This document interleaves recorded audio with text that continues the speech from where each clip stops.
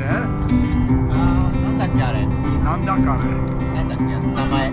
Tak to už je Tokio. 観覧車。 Teda v Brně v březnu není pomeranč. A jdeme na vystoupení do Yokohamy. Yokohama.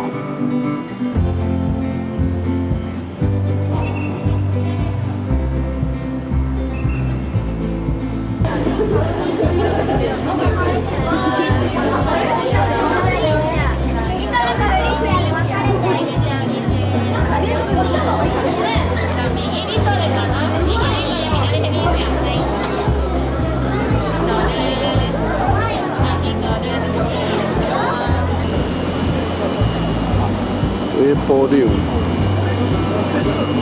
Ty papírky, to jsou blesky. To je posvátná věc, která nás bude držet od diváka.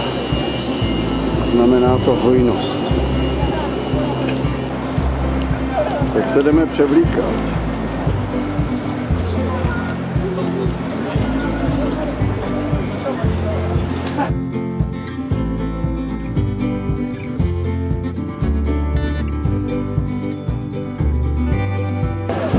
Katsunori mě pozval, abych si s nima zahrál v představení, tak jsme to tady na té scéně dneska odehráli.